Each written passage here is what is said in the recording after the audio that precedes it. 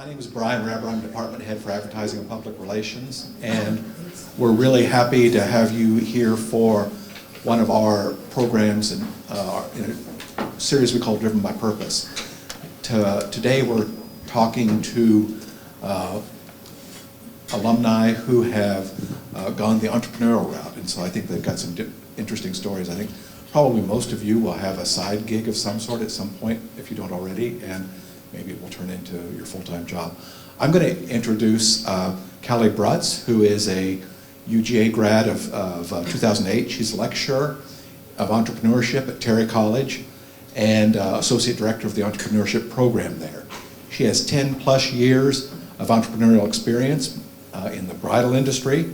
She's founder of Borrowing Magnolia, a Techstars-backed platform of fit technology for wedding dress sales and rentals, and which was acquired, and currently is the owner of Once Like a Spark, a national collaborative offering end-to-end business service solutions for wedding photographers. So she's in the wedding biz.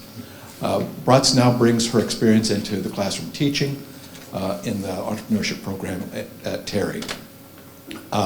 She holds a JD from the University of Virginia School of Law, and Callie is going to be our moderator today and bring her entrepreneurship expertise into the conversation. So I'm going to turn it over to Callie, and thank you all for being here. Of course. Thank you, Brian, and thank you guys for being here too. Quick show of hands, I always like to know who I'm talking to. Is everybody a Grady student? Quick show of hands if you're in Grady. So I teach in the Entrepreneurship Certificate Program, which I'm going to shamelessly plug later on today. It's based in Terry, open to any students, but I still have quite a few Terry students. Don't tell them, but my Grady students are always my favorite. Generally speaking, you guys do a great job with writing in my classes. So I'm just about to introduce our panelists for today.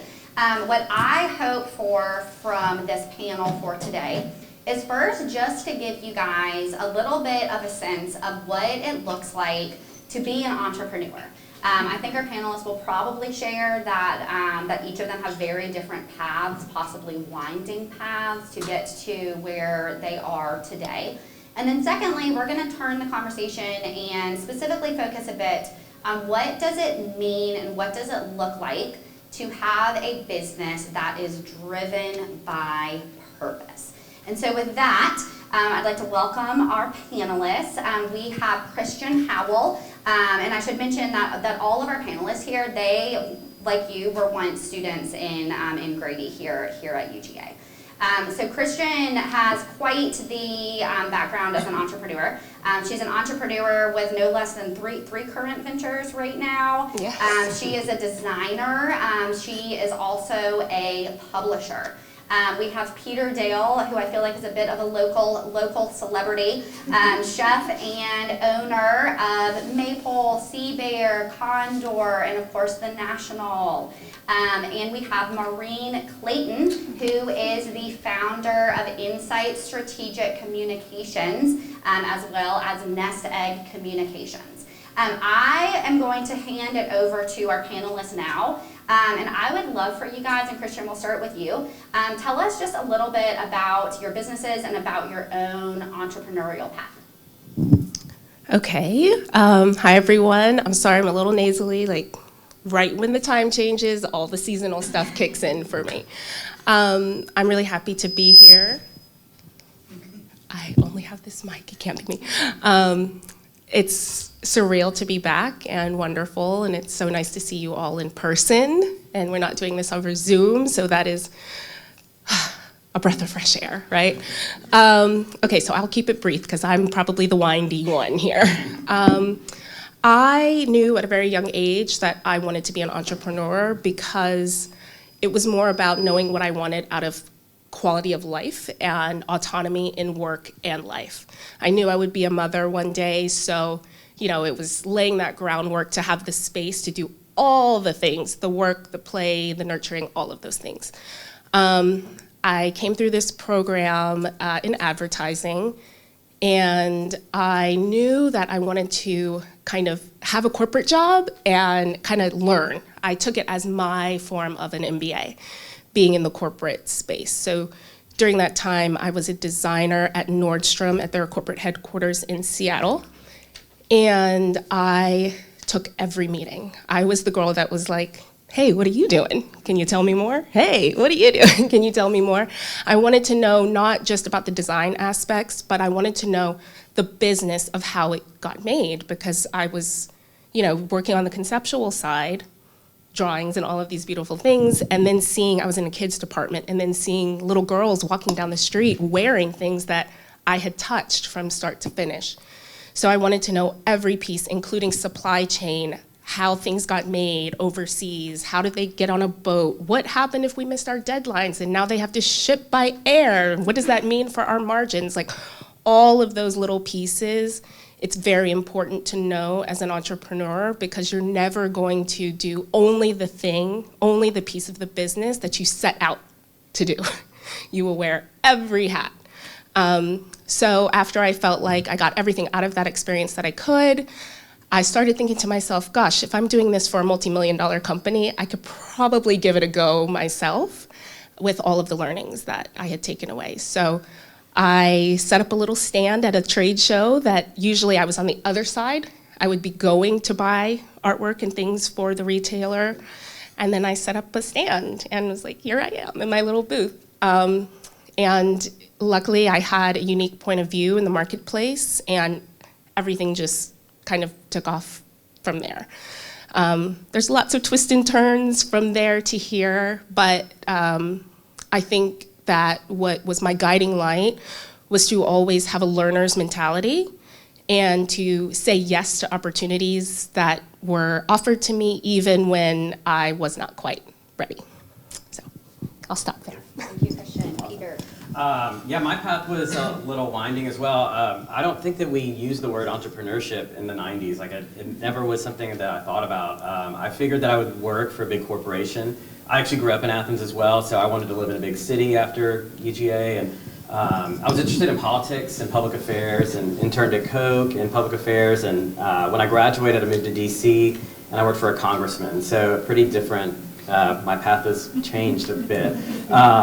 But when I was in DC, it was the first time I started really cooking for myself. We got to go to really cool dinners back then. The lobbyists would take it all these fancy dinners, which I think that is not allowed anymore. But cool. We didn't have a farmer's market in Athens at the time, so there was great farmer's markets, and I was just soaking in the culture and the food and the hospitality scene way more than the politics. And I grew dissatisfied in my job and realized I wanted to do a 180. And I also realized I can't sit at a desk. I'm not a 9-to-5 desk person, and I never considered that before. I thought I wanted to have a corporate job and work in a skyscraper and work 9 to 5. And I realized going in after a few years that was not what I wanted. So when I was 25, I quit my job, cashed in the 401k, and traveled. I didn't travel in college. My family is, my mom's from Ecuador, so we traveled a lot growing up, but I didn't do a study abroad and kind of regretted that. So I traveled in South America, kind of to find myself, and realized that I was just going to restaurants and learning about food and going to markets. And so when I came back, I was like, I need to pursue the food thing.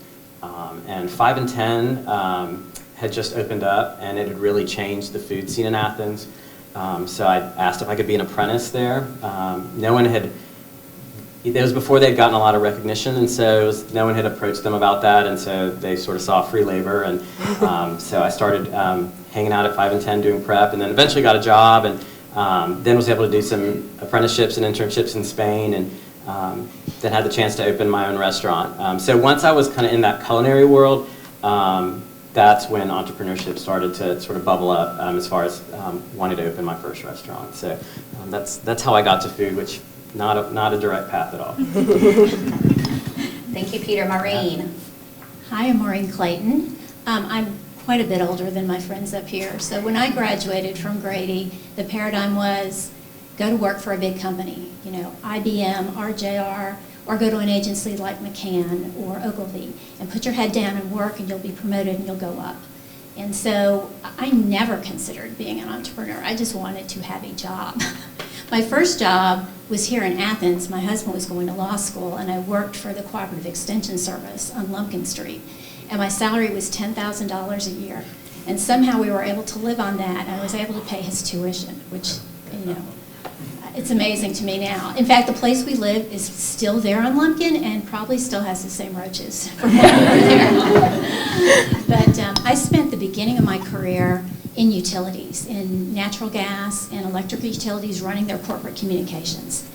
And I got to the point, at one point in my career, where I had a new boss. My old boss left, and he was a company man. This happens in corporations a lot. They'll put somebody in a job who has no experience. He was an operations guy.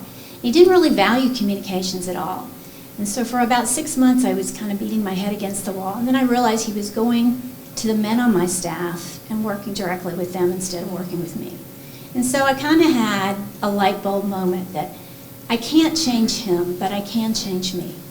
So I decided to just go off on my own and start an agency. I gave myself a year to do it. If I wasn't profitable after a year, then I knew I could get another job. And so that was 22 years ago. Started Insight Communications. We've evolved over time, but what we do now is internal communications for corporations and employee engagement. And then 7 years ago, I saw an opportunity in the marketplace to help employee-owned companies educate their employees about what financial communications. And so we started Nest Egg Communications, and that was like the first communication agency in that sector. So with Insight, the people we work with are in hospitality, they're in financial services, and they are also in manufacturing. So that's my journey. Wonderful. Thank you all for sharing that. So I think it's really interesting hearing our panelists talk. I noticed this pattern that all three of you were on a very different path, a path headed in a pretty different direction, and each of you seemed to have some moment where you took some type of leap, right? Some type of leap onto a different path, this path of entrepreneurship. And I'll open this up for anybody who might want to answer it, but did you know the time was right? Did you feel like there was a right time? Did you take that leap blindly, or what pushed you over the edge to be willing to take that risk? I'll just say for me, I felt like I had nothing to lose because I had $5,000 that I could write a check to start my business. I'm in a great partnership with my husband, and he was very, very collaborative and said, go ahead, and he encouraged me, and he was a fan. And I knew if it didn't work out, all I would do is lose the money, right? I put a time gap on it, if it didn't happen in a year, then I could go back and get a job. So I would say there was no risk for me. Peter or Khristian, any ideas about that one? I mean, I had a couple. I mean, one is I turned 25, and I think Oprah, on her show, there was someone talking about a quarter-life crisis. And I was like, oh my God, I'm at it. And and at that point I actually had 2 jobs, and I was like, I gotta figure out my life. And I mean, I think the same, like I was early enough in my career that, my 401k was not very much. I wasn't, throwing away very much. At that point, I could risk more. And then not to be dramatic, but that all happened like right after 9/11. And 9/11 was this moment where we all realized our vulnerabilities, and I was like, I don't want to go to work and be unhappy because who knows what's going to happen tomorrow. So we've got to seize the day, and there's no time like the present. So that was my jumping off point. That's great. Yes, I also had that moment. I think for me, when I really started trusting my creativity and my instincts and my drive, I realized that there was just so much more that I could do for myself as opposed to this very narrow space that a corporation wanted to keep me in because it was working for them.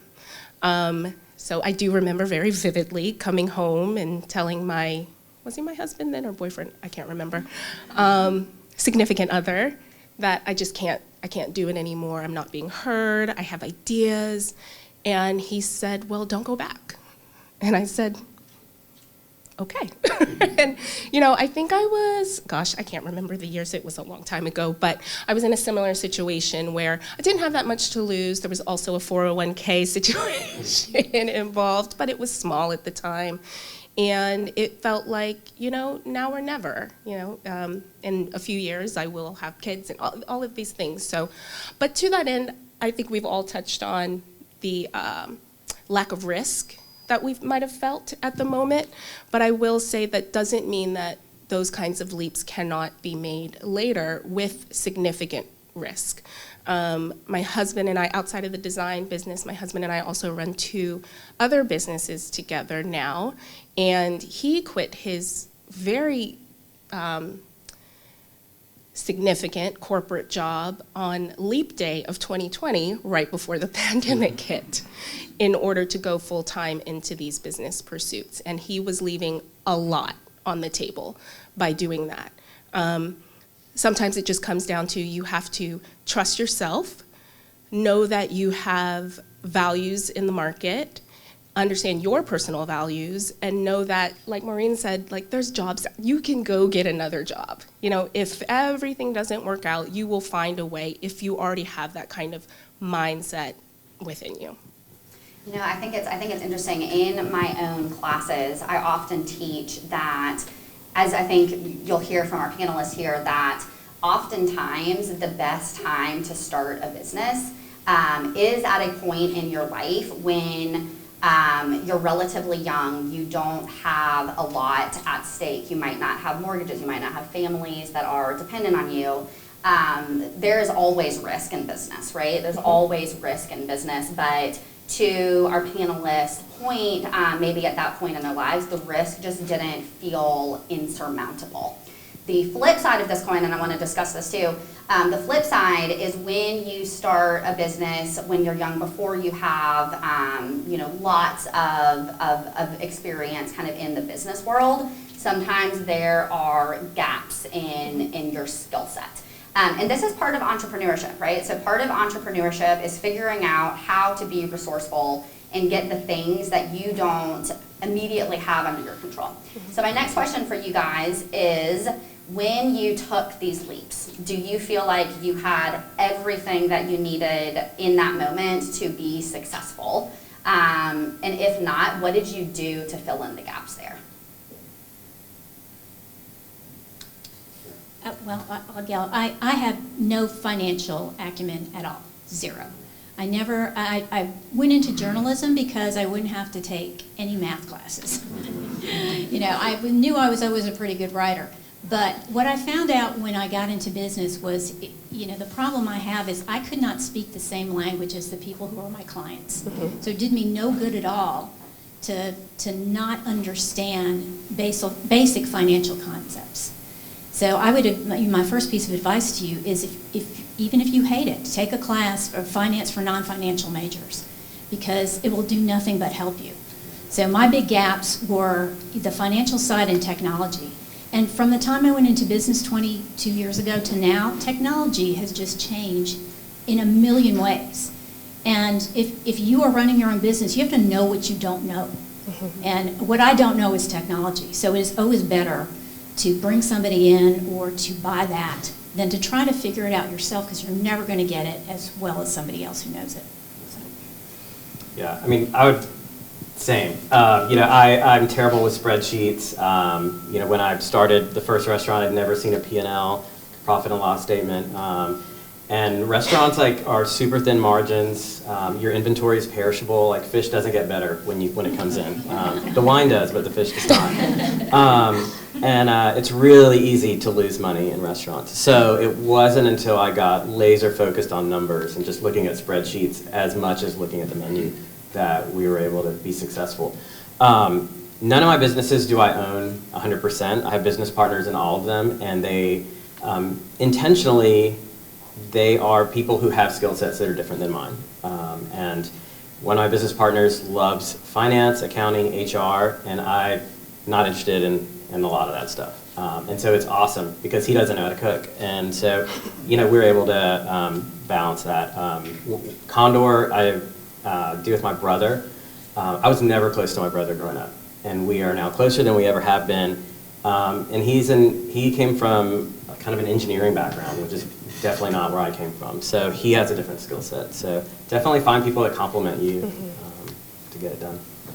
I think that's always really good advice. And piggybacking on what Maureen said, for me, I knew I wanted to go into art licensing, which I would still be dealing with very powerful clients who had teams that I just didn't have. So my big gap when I started was the legal side of things.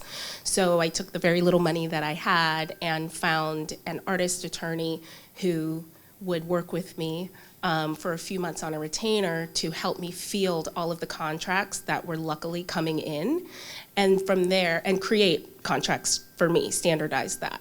So then I had a different vernacular to be able to go to these clients and speak their language and make it seem like at the time I knew what I was talking about when I was at the negotiating table, but I also had the backup of that attorney. So that was a big gap for me. Awesome, thank you. So I want to shift the conversation just a little bit, and to do this, I have a question for you guys, and I think we're legitimately interested in this question. Peter, I know that you had asked this a little bit earlier before the panel started. You guys, as either consumers or as people who are about to enter into the workforce, quick show of hands, how many of you pay attention to what a company stands for outside of its products? Okay, so let's talk for a minute kind of about what it means for a business to be driven by purpose. And I think there's a lot of different ways that we could think about purpose, that we could define purpose. And so I'd love to hear from any or all of our panelists, what does it mean to you to have a purpose-driven business? And would you say that your businesses are purpose-driven? I'm happy to start. Absolutely. I think that on that front, I've always had a personal strong value set, and as the namesake of my design brand, that value set follows through into the business naturally. In my corporate setting, I did encounter some challenges that were difficult for me to feel like were really necessary in order to do good business. So when I wanted to start my own endeavor, I definitely took those learnings and wanted to do the exact opposite. I really wanted to value anybody who worked for me, their autonomy in life, their time. I wanted them to be happy where they work and respected and heard. So that was always very important to me. And then over the years, because we can create very visually pleasing and visually striking work very quickly, and we have pipelines to push product out very quickly, we definitely have participated in some of the crises that have happened over the years. Like when the Haiti earthquake happened, we created and donated some artwork and had an auction to send money to the victims in Haiti. This past political season, we created a vote t-shirt, and we had a lot of really big major influencers buy them and wear them and post them, and I saw a few people walking down the street with these t-shirts, and I was like, this is crazy. And it wasn't about any political side, it was just about awareness and everybody participate. So for us, it's very easy to carry through, and for anybody who's ever worked with me, luckily they are aligned in that value set. One of my internships in college was with a big company, and the mission statement basically just boiled down to their purpose was to increase shareholder value, and that was kind of it. And there's nothing wrong with that, and creating profit. That's how we keep the lights on, and that's how we pay everybody. But and not to say that. So I felt like there are a lot missing to that statement, like making a great product. Delighting your customers, being a great employer, being a good citizen in your community. And I think a lot of that could be implied. By doing all that, you can increase shareholder value, but the fact that it wasn't explicitly said and it wasn't something talked about or deliberate in the company's actions, that seemed strange to me, and I don't think I put the dots together until later. But that always resonated with me that there needed to be something more than just increased shareholder value. Because I was like, who are these people? They're just, who are these people we're increasing value for? So we needed to do something more. I don't really have anything to add to that. I would say that one of the focus areas for our business is employee engagement. And so we work with global brands. And in the last 5 years, there has been a big change in momentum in people truly valuing their employees. Now they really have to because they can't get anybody to work for them. But before that, if you look at any successful business, the employees are at the heart of it. So if you treat your employees well, they're going to treat your customers well. Mm-hmm. If your customers are treated well, they're going to buy more from you, they're going to recommend you to others, and your business is going to rise. So this whole thing about looking at treating your customers and your employees equally as well is something relatively new, but it's the heart of everything that's successful. And people who don't feel appreciated, you can see, mm-hmm. they have left businesses in droves because they're like, hey, pandemic has taught us there's more to life than being here and just getting a paycheck. Mm-hmm. Wonderful. I think, Peter, you just mentioned this idea of creating value beyond just the stakeholders in the company. And I'm curious, and Khristian, I also heard you say something about your employees have luckily been aligned with you kind of on your values. How do you, as a leader of a business, ensure that it's not just your own personal purpose, but that everybody on your team is mobilized behind this purpose? So Maureen, I imagine for you it's very important that other leaders within your business have this grasp of the significance of employee engagement. What do you do to ensure that kind of diffuses down through your entire businesses? It starts with recruiting. You have to hire for fit, and you have to be very clear about what you're about, and see if people will want to do it. I mean, that's really, if you hire the wrong person because you think they're a hard charger, they're going to bring in more business or whatever, that doesn't align with your values. Mm-hmm. So it's hiring the right people is one of the most important things. And I would say you have to say it explicitly. You have to let people know what your values are, and you have to craft that statement. The example you gave rings so true. You're like, well, what else? What does that really mean? What are you about? You have to say it and say it very clearly, and then that statement has to filter through to your day-to-day. You can't say it and behave a different way. It has to trickle through everything you touch. Wonderful. Peter? Well, I don't know that we've always done a great job of that, and that's something that we're trying to get better at.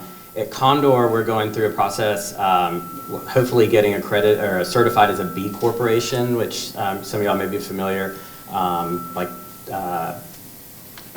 Patagonia as an example, Ben & Jerry's.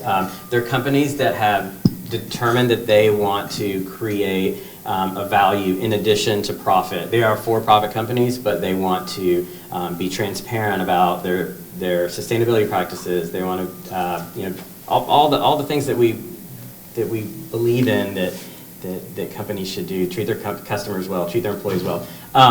B Corp gives you a roadmap in measurable, quantifiable, in a quantifiable way to certify that you do those things, that you are meeting all these obligations. And it's a big process. There's a team at Terry that's working with us, has been working with us for several years to get there. Creature Comforts actually just got their B Corp certification, which is awesome. We're starting to have a little Athens community of B Corps.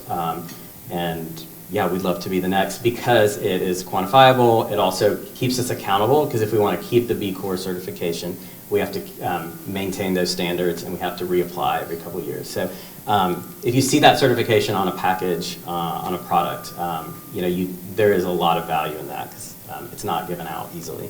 And Peter, I'm going to ask you, would you speak a little bit, I just think it's so fascinating, about specifically kind of Condor's values in terms of kind of sustainable chocolate, and what you're trying to do there. Yeah, chocolate has gotten, usually around Valentine's, there's a lot of attention about chocolate, and there is a lot of chocolate doesn't have a great backstory. There's a lot of child labor, there's slave labor, it's not good. And so if you're a consumer that cares about those things, it's important to know where your chocolate came from. So that is an important, that's obviously something that's very important to us. Our mom's from Ecuador in South America, and we source exclusively in Ecuador. We've been to almost all the farms, and we've met all the farmers. So that was an important piece for us, that we can assure our customers that there's not a shady backstory in the chocolate at Condor. And a lot of chocolate makers can't say that. Oh, Maureen, go ahead. No, I was just saying that's awesome. It is, it really is.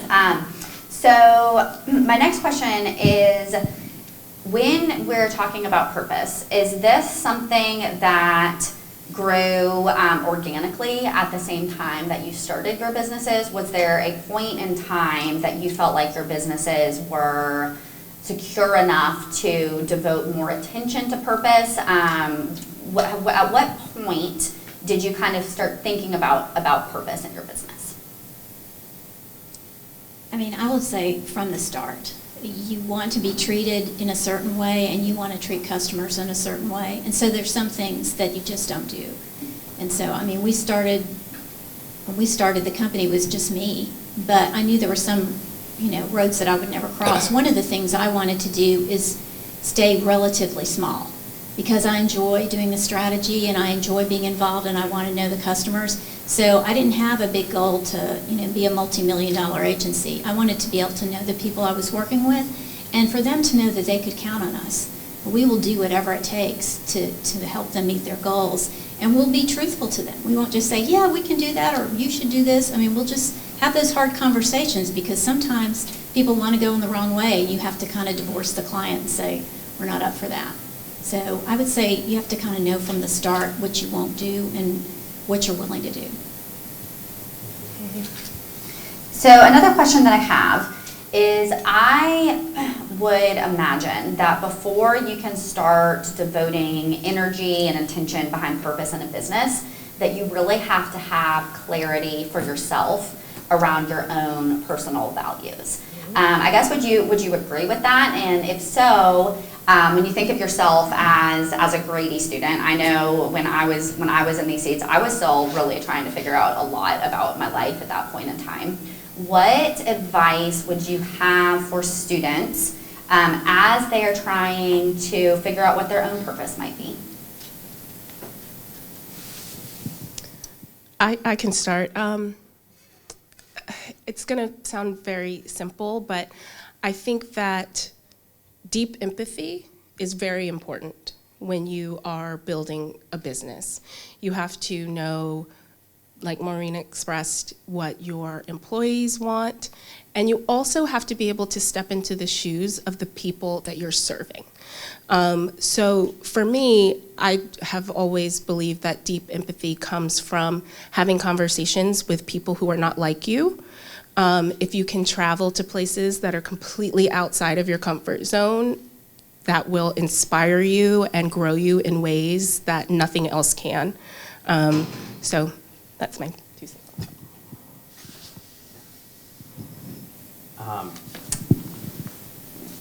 Yeah, we 2020 was a crazy year in the restaurant business, and our customers were incredible and really supported us and got us through that year. And I don't think we would have had that support from our customer base if we had not been there for them in the years leading up to that. Whether it was supporting, charities that are important to them, or just trying to be a good citizen and offer a good product, that showed that we had resonated with the community in 2020 when we needed them.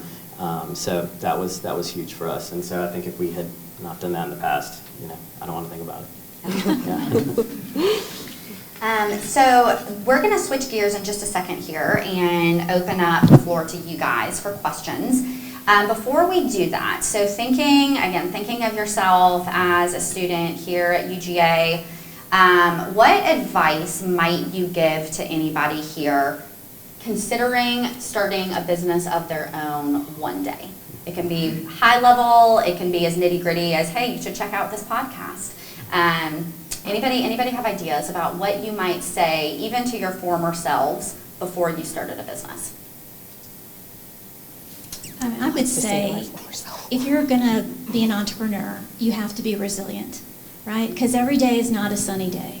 You know, there are going to be losses that you didn't expect and losses that you did expect, and there's going to be times where the work seems grueling. So don't do it unless you're really passionate about it and you get excited about doing it, because it's like any other thing. If you're excited about it, the work doesn't seem to be so, tough. And then I guess the second thing I would say, well, I'll say two more things. Be the architect of your life, okay? Mm-hmm. So you have everything in front of you right now. You can make any type of decision about which way you go. And so to have the confidence in yourself to make those decisions. And don't be afraid to try something new. If it fails, everybody fails. Mm-hmm. I mean, one of the podcasts that I enjoy so much is How I Built This, mm-hmm. and it's stories of entrepreneurs, and every single one of them had a crash in some way or a near crash. So that's just the way it goes, nobody's perfect. And then the third thing is don't be a jerk, right?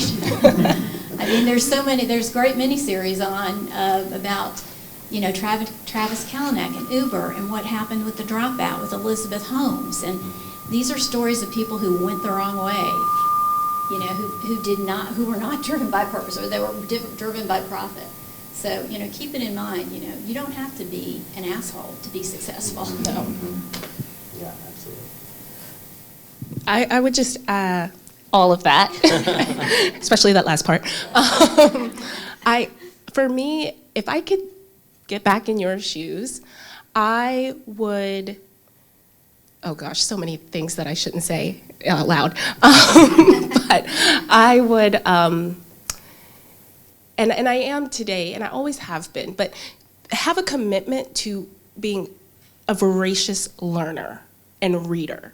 And I think that you have the opportunity to do that so much more than when we were here. Read everything. Read things that are outside of your interest. Read things that scare you, like on finance and venture capital. Just dive in, because if nothing else, you have like a little bit of a familiarity, or at least have heard some terms, it will really, really serve you. That commitment to being a lifelong learner, I think, is the foundation of any entrepreneur. Yeah, I would say, obviously, don't be afraid of risks. The biggest lessons I've ever learned have come from failures. Success is awesome, but you don't learn a lot from your successes. Make sure that you, whenever we have a customer complaint or some issue at one of the businesses, the most important thing for me when we're talking to the employee that may have been involved or the team, that this was negative, but we've got to figure out something, what can we learn from this?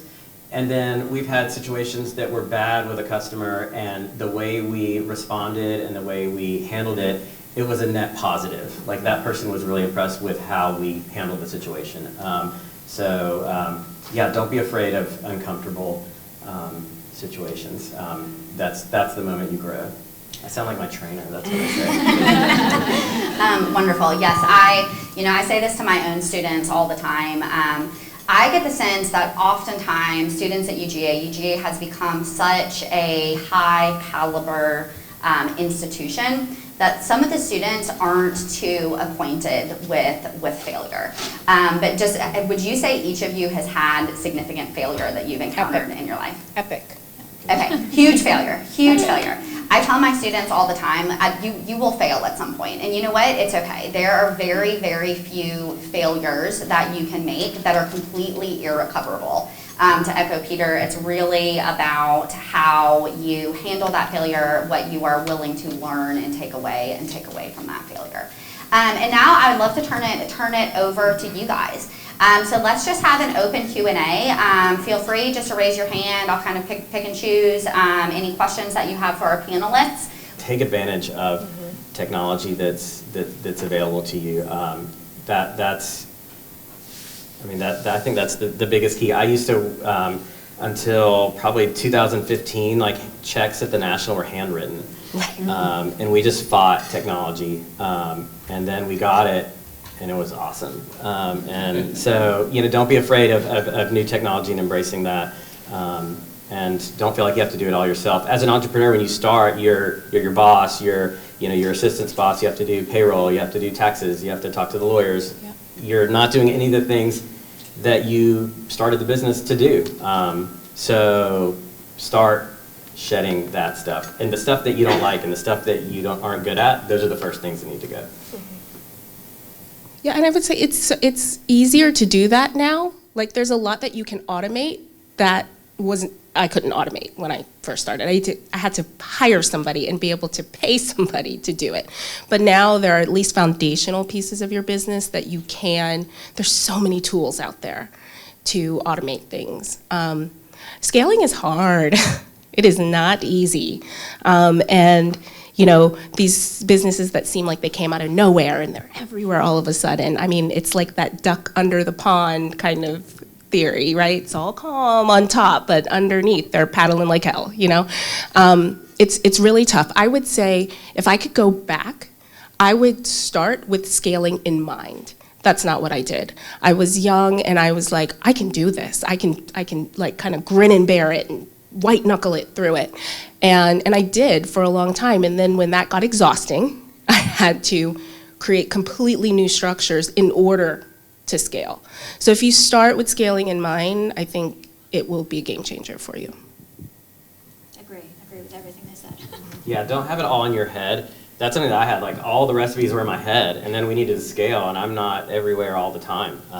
So make sure that things are documented, you have processes, so that when you're ready to scale, you don't have to invent the wheel. Yeah, I would just echo, I think having processes is absolutely key for the ability to scale a company. Ultimately, you want to build a company in a way that you can get out of the way of most of the day-to-day functions of a business, and the company will still operate. Scaling is really tough. In the case analyses that we look at in my own experience, it's oftentimes when a company is growing quickly that it's actually the most vulnerable. It's easier to kind of steady the ship when growth is slow, but fast growth tends to be a little bit shakier. Great question. Thank you for that. Any other questions for our panelists up here? Yes.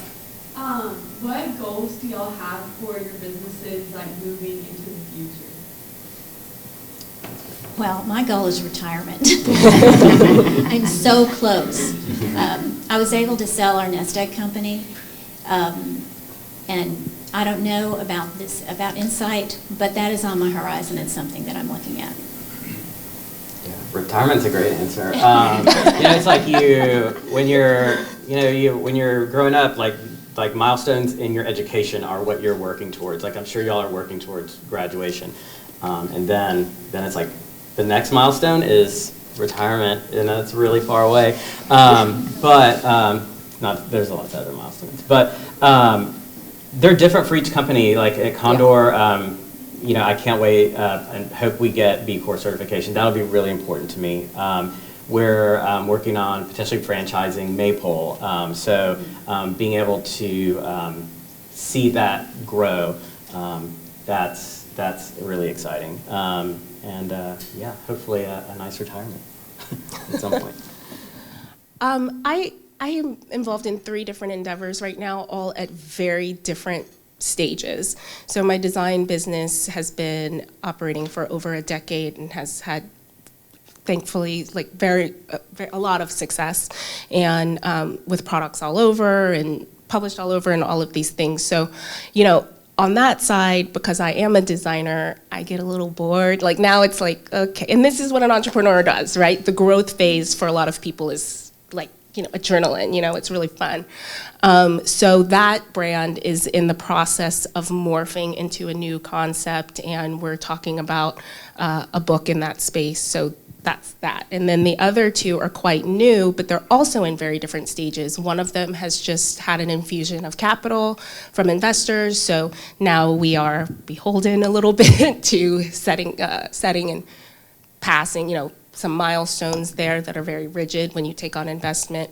And the other is quite nascent and growing, and the team is growing. So there's in such different places. The goal, I think, after 10 years of kind of doing that, well, not 10 years, but a lot of time of taking it all on myself, I started thinking, gosh, I need to start thinking about what exit looks like, right? And I think going into a business with scaling in mind and also what exit means, and you touched on something so important, not making yourself the linchpin for everything is really important. So I don't know if that really answers your question, but I think the goals will always be different stages of your life. Maureen's planning on retirement. I'm thinking about growing. Like, it just kind of depends on what your purpose was to getting into the business and where your life is at the moment.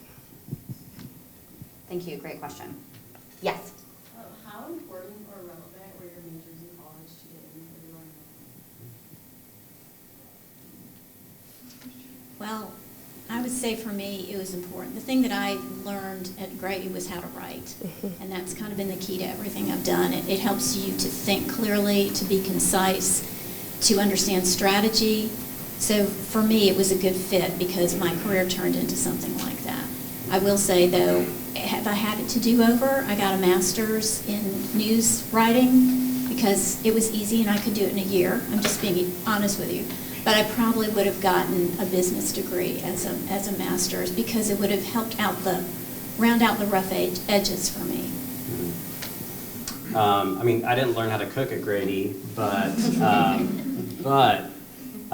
wouldn't have wanted to do it another way. Like, I could have gone to culinary school, and I meet culinary school kids and or colleagues, and they're missing something. And what I learned here was how to tell my story, how to figure out what makes me unique, what is my unique point of view, and how to talk to people about that. And I think now we say, like, creating your brand. We didn't talk about branding yourself, but that's huge. What makes you different? There's something really unique about you that makes you different from all the other people who are competing for that job or in that sector. And so I was able to figure out what are the unique things about me, and how do I talk about that and leverage that and make it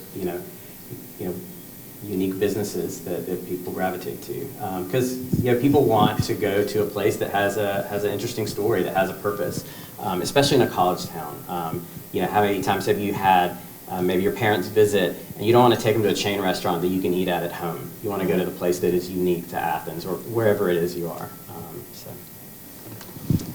Yeah, I'm totally aligned with what they said.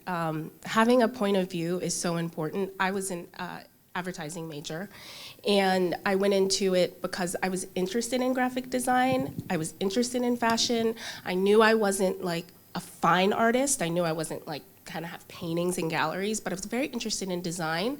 But I didn't want to go to the art school because I knew I had to like make a living. So I wanted to have some kind of a marketing business kind of mind to pair with my creative side. So this is where I ended up. I think that writing, communicating, storytelling is so invaluable. I can't tell you what a gold mine it is if you can tell a good story, clearly communicate your point of view, have a deep point of view that is authentic and grounded, and be able to project that out into the world.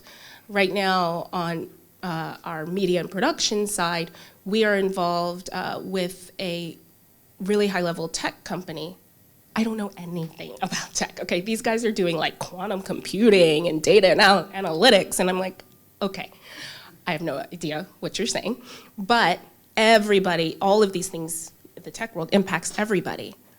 I'm gonna tell your story in a way that they can't because they're technicians, and it's a game changer for them. So you can do anything being in this space, being in this college. These skills that you will learn here really project anywhere. Wonderful, great question, thank you. Thank you for that. Any other questions? Yes, back here. What does day-to-day look like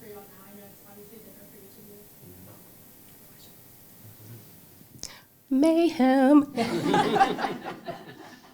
I mean, I'm in a particular season of my life. I have 2 young boys. I have a 7-year-old and a 2-year-old.